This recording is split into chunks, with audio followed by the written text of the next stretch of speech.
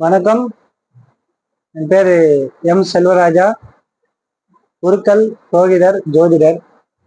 இன்றைய பதிவு என்னன்னு பார்த்தீங்கன்னா, குருவை பற்றிய நம்ம பதிவு பார்க்கறது. குரு என்றால் என்ன? குரு என்றால் பூ என்றால் இருள், ரு என்றால் வெளிச்சம் என்று அந்த குருவுக்கு பெயர் விளக்கம். ஓகேங்களா? பூ என்றால் இருள், ரு என்றால் வெளிச்சம் என்று அதுக்கு அர்த்தம் உண்டு. அந்த குருவை நம்ம எப்படிலாம் நமஸ்காரம் பண்ணணும், எப்படிலாம் வணங்கணும், குருன்றவங்க எப்படி இருக்கணும், குரு சிஷ்யன் என்பதை எப்படி நடந்து கொள்ள வேண்டும் என்றதுக்காக இந்த பதிவு பார்ப்போம். குரு முதல்ல நம்ம குரு வழிபாடுன்றது எப்படி எடுத்துக்கணும்னு கேட்டீங்கன்னா, வியாழக்கிழமை குருவாரம் சொல்லுவாங்க. அந்த வியாழக்கிழமையில அதே மாதிரி நீங்க ஆத்மார்த்தமா யாருன்னா சில மகான்களை தட்சிணாமூர்த்தி, சுவாமி தட்சிணாமூர்த்தி, சாய்பாபா, ராகவேந்திரா, இது மாதிரி ராமலிங்க சாமி, இது மாதிரி பெரிய மகான்களை அவர்களும் குருமார்கள் தான்.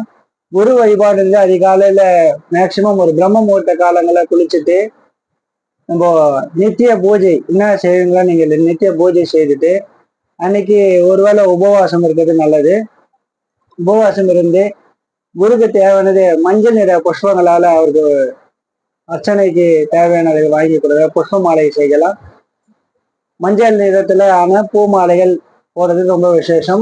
மஞ்சள் நிற பட்டு துண்டு வாங்கி தரலாம். அதே மாதிரி பார்த்தீங்கன்னா மூக்கடலை, வெள்ளை கொண்ட கடலை அவருக்கு சாத்தலாம். அதே மாதிரி பார்த்தீங்கன்னா நம்ம குருவை நம்ம ஆத்மார்த்தமா நினைச்சு குருவை நீங்க உங்களை வழிகாட்டிய இந்த மகா புருஷர்களை யாருன்னா உங்களுக்கு தெரிஞ்சவங்களை, இப்போ பார்த்தீங்கன்னா கல்வியில ஒரு ஆசான் இருப்பாங்க, யோக மார்க்கத்துல செய்யறவங்க ஒரு ஆசான் இருப்பாங்க. அதே மாதிரி பார்த்தீங்கன்னா சில பிராணாயாம பயிற்சி, யோக பயிற்சி செய்யறவங்க ஒரு ஆசான் இருப்பாங்க, குருமார்கள்.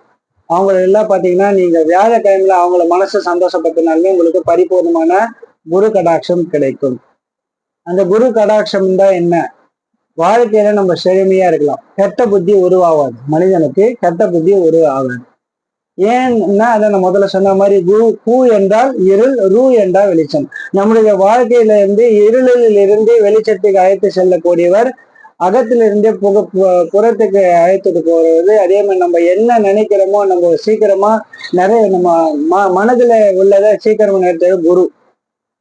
செல்வ செழிப்பு நல்லா இருக்கும். குழந்தை வேணுமா, குழந்தை பாக்கியம் கிடைக்கும். புத்திரகாரகன் குரு சொல்லுவாங்க. அதே மாதிரி ஜாதகத்துல குரு புத்திரகாரகன், தனகாரகன் சொல்லுவாங்க.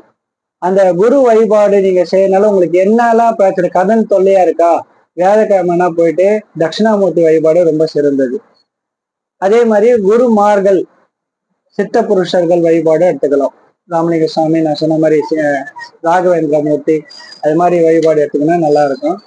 அதே மாதிரி சிஷ்யனுக்கும் குருவுக்கும் உள்ள அதாவது சிஷ்யனுக்கும் குருவுக்கும் உள்ள உறவு எப்படிப்பட்டதுன்னா, தாயும் சேயும் போல ஒரு அன்பு.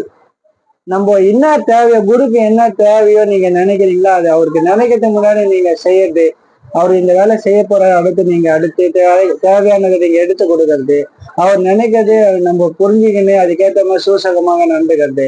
ஆனா இதுல என்னன்னா, குருக்கு நீங்க என்ன தேவைகள் நீங்க நடத்தி தரீங்களோ உங்களுக்கு எல்லாமே விதமான வாழ்க்கையில நீங்க வெற்றி பெற்று போயிட்டே இருக்கலாம். ஆனா குருவை இப்போ குரு மந்திரம் சொல்லிட்டு உங்களுக்கு சும்மா யதார்த்தமா நான் சொல்றேன். ஒரு ஓம் நம சிவாய நமக என்ற ஒரு சிஷ்யனுக்கு குரு உபதேசிக்கிறார். இந்த மந்திரத்தை நீ ஜபம் பண்ணுப்பா, இது உனக்கு எல்லா விதமான பொருளுக்கு சேரும் அப்படி சொல்றாங்கன்னு வச்சுக்கங்களேன். அந்த குரு மந்திரம் சில காலம் ஒரு உபாசனை பண்ணிக்கிட்டே இருப்பாரு. ஓம் நம சிவாய, ஓம் நம சிவாய, ஓம் நம சிவாய சொல்லி ஜபம் பண்ணிக்கிட்டே இருப்பார் சிஷ்யர். அதுக்கப்புறமா அதோட ஒரு உச்சிதமான மந்திரம் இருக்கா அப்படின்னு கேட்டீங்கன்னா, இதுக்கு நான் மந்திரத்துக்காக நான் சொல்ல வரல, இதோட மேலான ஒரு மந்திரம் என்ன இருக்குமா அப்படின்னு சொல்லி இவருக்கு இதோட இந்த மந்திரத்தை சொன்னா எனக்கு பலவிதமான எனக்கு எல்லா விதமான சகல ஐஸ்வர்யம் கிடைக்கும் சொல்லிட்டு அந்த குரு சொன்ன அந்த மந்திரத்தை உபயோகிக்காம மற்ற மந்திரங்களை உபயோகிச்சாங்கன்னா அவங்க குரு துரோகம் ஆயிடும். அதாவது கடவுள் கூட மாதா பிதா குரு தெய்வம் சொல்லுவாங்க.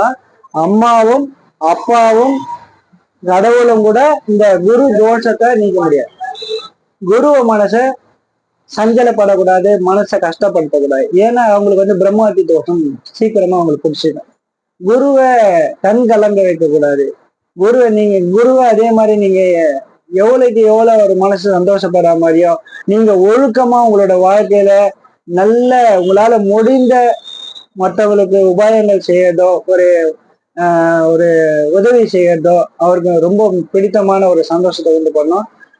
பெருசா நீங்க தான தர்மங்கள் பண்ணணும்னு அவசியம் இல்லை. காக்கை, குருவி, நாய், பூனை உங்களால முடிஞ்சது எல்லா ஜீவ காரணத்துக்கும் உங்களால முடிஞ்ச அன்பா நீங்க உங்களால முடிஞ்ச அதுக்கு சாப்பாடு வாங்கி கொடுக்கறது, ஏன்னா வயசான முதியோர்களுக்கு நீங்க ஒரு சாப்பாடு வாங்கி கொடுக்கறது, இல்ல அவங்களுக்கு தேவையான உடைகள் வாங்கி கொடுக்கறது, அதே மாதிரி அநாத குழந்தைகளுக்கு சாப்பாடுக்கோ இல்ல துணிமணிகளுக்கோ நீங்க உதவி பண்றது ரொம்ப ஒரு சீக்கிரமா உங்களுக்கு குரு கடாட்சம் ஏற்படும். அதனால இந்த குரு வழிபாடுன்றது முக்கியமா நம்ம என்னன்னு கேட்டீங்கன்னா, வியாழக்கிழமையில அதிகாலையில நம்ம ஒரு நினைச்சு வியாழக்கிழமை ரெகுலரா வாரம் நம்ம குரு உபாசனை பண்ணிக்கிட்டே வரணும். வாரம் நித்தியமும் தினமும் பண்ணணும். குரு மந்திரத்தை மிஞ்சிய மந்திரமும் இல்லை. மாதா பிதா குரு தெய்வம். பிதான்றது குரு மாதிரிதான் வரும். ஓகேங்களா? அதே மாதிரி தந்தையை கூட நம்ம மனசு கஷ்டப்படுத்தக்கூடாது. மாதா பிதா குரு தெய்வ சுரம். பிதா சொல்றதை நம்ம அவமானப்படுத்தினா கூட அவருக்கு மன சஞ்சலங்கள் ஏற்படும். பிதாக்கு அடுத்து குரு. அம்மை வழியிலிருந்து அப்பன் வழி குரு வழி போக சொல்ல நம்மளுக்கு எல்லா விதமான நம்ம நல்ல ஒழுக்கத்தோட என்னன்னா, நீங்க வாழ்க்கையில எங்க போனாலும் உங்களுடைய சாந்தமான முகமும் செயலும் வெளிச்சமான உங்களோட மனதுல உள்ள எந்த கருமையோ எந்த கெட்ட எண்ணங்களை, கெட்ட புத்திகளை, கெட்ட நடைகளை, கெட்ட செய்களை எதுவுமே உங்ககிட்ட இருக்காது. குரு வணங்குறவங்க மிஞ்சிய கடவுள் எதுவுமே இல்லை. குருவே பிரம்மா, குருவே விஷ்ணு, குருவே சிவன். படைத்தல், காத்தல், அழித்தல். அதனால இந்த மும்மூர்த்தி சுரூபமாக இருக்கக்கூடிய அந்த குரு வழிபாடை நம்ம எல்லாரும் எப்பொழுதும் நித்தமும் தினமும் நம்ம அவருடைய குரு மந்திரம் யாருக்கெல்லாம் குரு உங்களுக்கு கர்ச்சிக்கிறாங்களோ உங்களை மிகப்பெரிய பாக்கியசாலிகள் தான் நான் சொல்லுவேன். ஒரு உத்தமமான குரு கிடைக்கணும்னா நீங்க போன ஜென்மத்துல உள்ள உங்களுக்கு பரிபூர்ணமான தெய்வ கடாட்சத்தால இல்ல குலதெய்வ கடாட்சத்தில் இருந்தால் மட்டுமே உங்களுக்கு அருமையான குரு கிடைப்பார். இல்லைன்னா வாழ்க்கையில ரொம்ப சிரமப்படுவீங்க. அதனால குருவை நல்ல மகான்களை தேர்ந்தெடுத்து போலி குருக்களை நிராகரிச்சுட்டு உங்களுக்குன்னு யாரு நீங்களா தேர்ந்தெடுத்து அவங்க பாதையில் நீங்க சென்றீங்கன்னா உள்ள வாழ்க்கை வாழ்க்கை துணைகள், குழந்தைகள், அம்மா அப்பா எல்லாரோட பரிபூர்ணமான அருளும் பொருளும் ஐஸ்வர்யம் குரு கடாட்சம் உங்களுக்கு பரிபூர்ணமாக கிடைக்கும். நன்றி, வணக்கம்.